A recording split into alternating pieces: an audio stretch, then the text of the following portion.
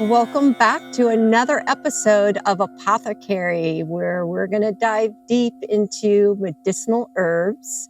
And in this episode, we're going to be diving deep into nootropics. And today we're going to be talking about one of my favorite mushrooms, the lion's mane. But because lion's mane is not in season right now, but we will post a photo of the lion's mane so you could see it because it is so beautiful, fluffy, creamy yellow in color. I was just watching the other day another girl that's really into nootropics and mushrooms, and she was harvest one that she came across on one of her hikes. And she came back with a really tall saw, and you could watch the whole process, and her excitement to harvest these mushrooms was amazing. And so she sawed it down and it fell, and she grabbed it and she looked at it and she smelt it, and she couldn't wait to cook it after she was harvesting these mushrooms. And she put each one on a blanket so they wouldn't bruise up, because when it falls, that's that first contact to the ground where it starts bruising, and you don't want a bruised mushroom. It's not really that good to have bruised mushrooms. So you want to really protect them so they stay intact and they don't start breaking down the integrity of the mushroom. And so today I wanted to go over the benefits of lion's mane and what it does for the body. And just keep note that in each episode, we're going to be talking about a different mushroom, but together they overlap in benefits. So keep that in mind. Just because I'm working with this mushroom today, I just want you to know that you can take all of them and work with them together, and they just become that much more potent. So today we're going to be working with a powdered form of lion's mane. It is potent. This is locally sourced, and I did buy it from my local ApotheKerry. And you'll catch me a lot saying, keep the business local.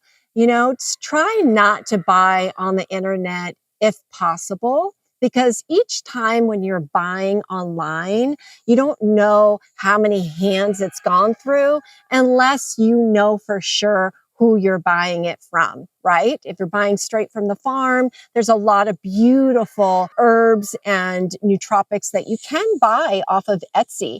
And that person is a grower, but make sure that they're not importing this from China or other countries that you don't approve of, and make sure that they're fair trade, fair choice, wild crafted, or organic certified.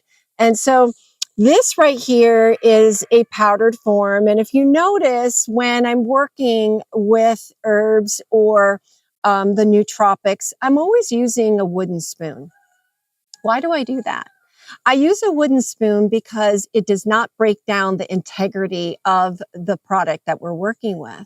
When you use metal, unless it is charged with frequencies, which I will go into in a little bit, let's stay on track. So we're going to go ahead and use some of this lion's mane in my herbal mixture that we're going to be working with. But first, I want to put my dry goods in my filter. And you can get something like this. We do have a beautiful filtering bottle that we sell. It's a glass and it's beautiful on Corporate Hippie Connections website. And we'll link the link below so that way you guys can check it out. But they sell these all over. But again, keep it local and support companies that you believe in, that have a mission, especially with conscious living. And so right now I have in there lemon verbena. I first put that in there out of my personal ApotheKerry. And I just wanted to get it started. So after we get done filming today, I will pour some hot water, not over 118 degrees, because I still want to keep this raw, where it starts to release the benefits and the nutrients of each herb inside your water. So I will let it steep a little bit later. But here you can take a quick peek. So lean in and see what I put in this for my daily herbal drink that I will drink throughout the day that will just keep me feeling a sense of joy, relaxation, but keeping my mind focused and alive so I can get things done today. So I'm going to go ahead and add harvest here is calendula. And calendula is this beautiful color. It's this beautiful bright yellow or orange calendula that we grow organic here on the farm. We grow masses of it. You will see it in multiple locations because we are big with calendula. What does calendula do? Calendula is great for inflammation. So all the things that are giving you some points of stress. Some people say pain. I am not a doctor. I don't claim to be a doctor, but the research that I have personally have done, I know that this takes down the inflammation in your body. And so I grow masses of it because the older we get the little aches and discomforts. And so with that, I use calendula in most of all of my blends on a daily basis. So that's calendula. I'm also going to put a little bit of dandelion root. We do have wild crafted dandelion growing on the farm, and we just give our praises to the dandelion.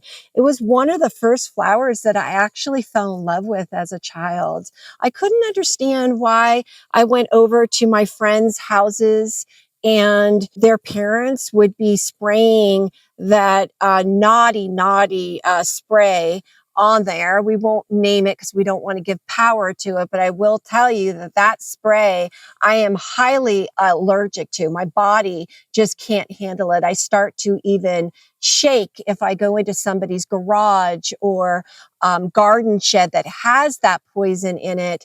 I can feel the low vibration of it, and I want to get as far away from it as possible. So again, like I couldn't understand why, my friend's parents were like so aggravated with this beautiful yellow flower that was just growing and popping up everywhere on their sod and their grasses and in their gardens. And here I just thought it was the most magical thing ever and felt its medicine at such a young age.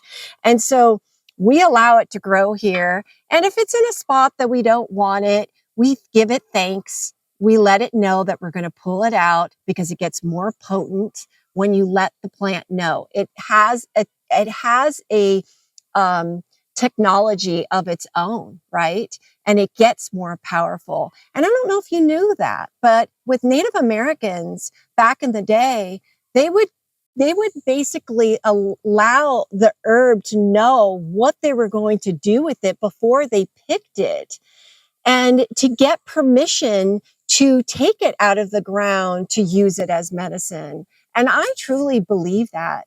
I believe that the plants feel the energy, know what we're about to do. And so we will extract it out of the ground, and we will dry it out. We'll clean it really good. We have special soft brushes that we use, and we clean it and we dry it, and then we harvest gallons of it. I still have a couple gallons from 2 seasons ago that I'm still working off of. And make sure that you're storing your herbs in glass, or that you're storing them in any material that does not leach into your herbs, because that does break down the integrity of your herb.